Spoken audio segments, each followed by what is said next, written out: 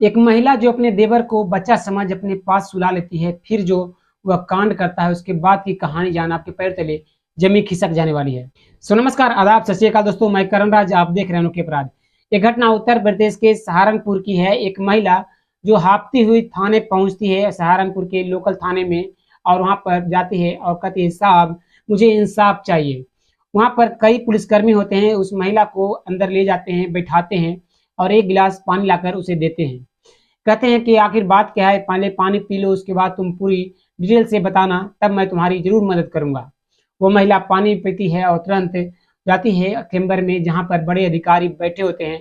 वहां पर बैठकर वह महिला सारी बातें को बताना शुरू करती है। वो महिला बताती है कि उसका नाम जो है वह बीए का सेकेंड ईयर में पढ़ाई कर रही होती है। तो उसके पिता जो अपने दोस्त के बेटे दिलसाद, जिसकी उम्र 28 साल थी, उसकी शादी फिक्स कर देते हैं। जब उसके पिता बताते हैं कि मैंने तुम्हारी शादी दिलसाद से, अपने दोस्त के लड़के से फिक्स करा दी है, तो मैं उन्हें कहती हूँ कि जब मेरा एग्जाम बीए का जो है फाइनल हो जाएगा तब मैं शादी करूंगी। इतना कहने के बाद मेरे पिता जो थे वह दिलसाद के पिता से बात करते हैं और उनके पिता भी तैयार हो जाते हैं। 6 महीने जो थे वह काफी दिन होते हैं। हम लोग का जो कि पढ़ाई चल रहा होता है, उसी बीच में जो दिलसाद होता है वह अक्सर जो कि मेरे कॉलेज के गेट पर आया करता था। मैं सोचती कि मैं उससे बातें नहीं करूं, लेकिन दिलसाद जो था वह मुझसे बातें करने की बार बार कोशिश करता हुआ रहता। उसके साथ उसका छोटा भाई भी रहता। तो दिलसाद था वह अपने छोटे भाई के हाथों मुझे गिफ्ट वह भेजा देता है, और वह भी कहता है कि इसमें एक मोबाइल है, वह अब उससे बातें करेगा, और ऊपर से वह एक सिम को मुझे दे देता है। मैं वो गिफ्ट को लेती हूँ और सीधे कॉलेज में चली जाती हूँ, लेकिन मैं उससे अभी बात नहीं कर रही थी, क्योंकि मैं नहीं चाहती थी कि शादी से पहले उससे मैं कुछ बातें करूँ। लेकिन वह मोबाइल मिलने के बाद मैं घर जब पहुंची, तो मैं अपने पिता से ये सब सारी बातों को बताई कि उस दिलसाद जो है वह मुझे एक मोबाइल कॉलेज के गेट पर देकर चला गया है। मेरे पिता जो होते हैं कि कहते हैं कि कोई बात नहीं, वह उससे बातें करने का मन होगा जो तुम बातें कर लिया करना। पिता के कहे अनुसार मैं मोबाइल में सिम डालती हूँ और तुरंत चालू कर देती हूँ। इंतजार करती रहती हूँ कि आखिर वह कॉल कब करेगा। रात के करीब 10 बजते हैं, घर में सभी सोए हुए होते हैं। तब अचानक से जो मोबाइल की घंटी होती है वह बजना शुरू हो जाती है। मैं मोबाइल को जब देखती हूँ, उठा लेकर तुरंत छत पर चली जाती हूँ कि जरूर दिलसाद होगा। जब मैं कॉल को उठाती हूँ तो जो दिशा उधर से दिलसाद नहीं, जो कि उसका छोटा भाई बात कर रहा होता है। मैं जब भी कॉलेज से पहुंचती तो उधर से जो कि फ़ोन की घंटी बजना शुरू हो जाती। मैं हम दोनों की बातें जो दिलसाद से कभी होती तो कभी उसके छोटे भाई से होती रहती।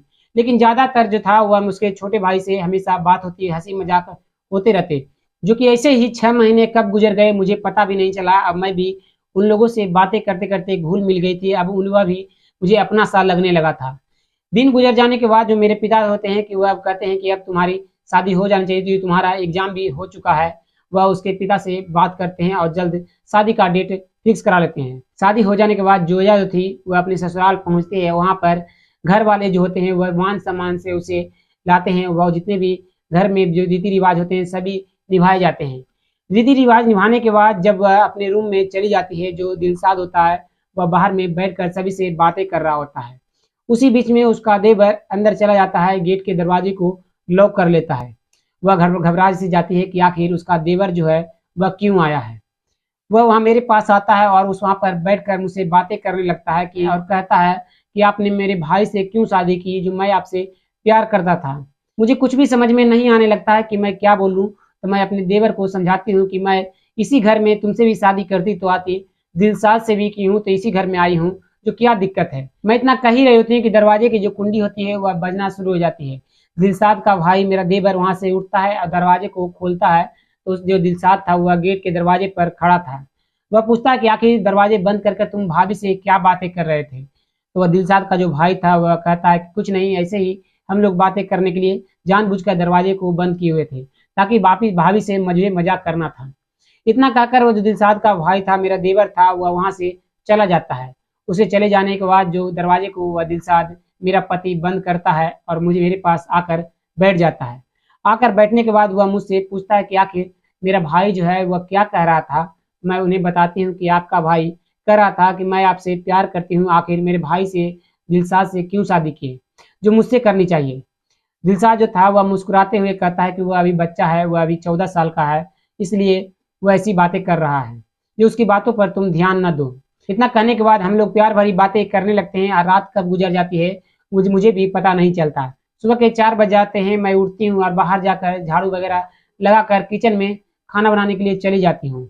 दिन के करीब 10 बजते हैं, घर में जो थे वह सब मेरे ससुर और मेरा पति दिलशाद वह दोनों काम करने के लिए चले जाते हैं। घर में सिर्फ मैं और मेरा देवर रह जाते हैं और रहने के बाद जो दिलशाद था वह मुझसे बार-बार बातें करते-करते वह मुझसे जो गंदी-गंदी मज़ाकें करना शुरू कर देता है। क्योंकि ऐसे ही वह हर दिन किया करता था, तो मैं सोचती कि वह अभी बच्चा है, इस कारण से वह इस तरह की बातें किया करता है।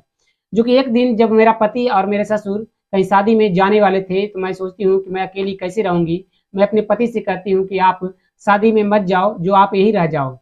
लेकिन मेरा पति जो था वह कहता है कि नहीं, मुझे शादी से स्पेशल इनवाइट किया गया है, जो अगर मैं नहीं जाऊँगा तो वहाँ के जो लोग हैं वह मुझसे रूठ जाएँगे, वह मुझसे नाराज़ हो जाएँगे। मैं सोचती हूँ कि अगर मेरे पति अगर नहीं जाते हैं तो इस तरह की बातें होगी, तो जाने देती हूँ। मेरे पति और मेरे ससुर दोनों शादी में चले जाते हैं। रात के करीब 8 बज रहे होते हैं, हम लोग खाना खाने के लिए बैठते हैं। खाना खाने वक़्त जो मेरा देवर था वह बहुत ही अच्छी तरीके से बात कर रहा हुआ रहता है। मैं कहती हूँ कि जाओ किचन से जो कि सब्जियाँ रखी हुई है वह लेकर चले आओ, क्योंकि सब्जियाँ अगर रह जाएँगी तो सुबह खराब हो जाएगा, क्योंकि फ्रिज भी जो है वह खराब है। इतना कहने के बाद वह जो मेरा देवर था वह जाता है किचन में कुछ देर रहता है वह कि सब्जी लेकर वापस चला आता है। हम लोग आराम से खाना खाते हैं और वह जाते हैं और रूम में सो जाते हैं। मेरा देवर जो था वह बगल वाले रूम में सोया हुआ था। रात के करीब 1 बजते हैं, तो वह देवर जो था वह चिल्लाता हुआ वह मेरे पास आता है और कहता है, मुझे डर लग रहा है, जो मैं आज आपके पास सोऊँगी। मैं सोचती हूँ कि वह अकेला रहने के कारण वह डर रहा है, इस वजह से वह मेरे पास मैं उसे सुला लेती हूँ। मैं उसे अपने बगल में सुला लेती हूँ। रात के करीब 2 बजते हैं, 1 घंटे बीत जाते हैं। वह धीरे-धीरे मुझे जो था स्पर्श करना शुरू कर देता है।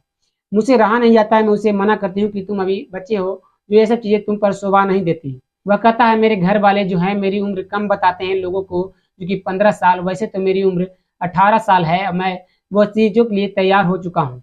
ये इतना कहकर वह मेरे साथ वह बदसलूकी करना शुरू कर देता है और ऐसे ही करते-करते वह मुझसे संबंध बना लेता है। जब सुबह होता है तो सुबह उठकर मैं अपने पति के पास पहुँचती हूँ, वह सारी चीज़ों को मैं बताती हूँ कि आपका जो भाई है वह रात को मेरे साथ बदसलूकी किया, वह गलत तरीके से मुझसे स्पर्श करता हुआ जा रहा था, जो मेरे साथ वह संबंध बनाया। जब मैं ये बातें अपने पति को बताती हूँ तो वह मेरा पति जो था वह मुझे ही चाँटे मारता है और कहता है कि तुमने ही जो उसके साथ इस तरह की बिहेवियर किया है और मुझे तुम कह रही हो कि वह उसने किया है, जो तुम झूठ बोल रही हो।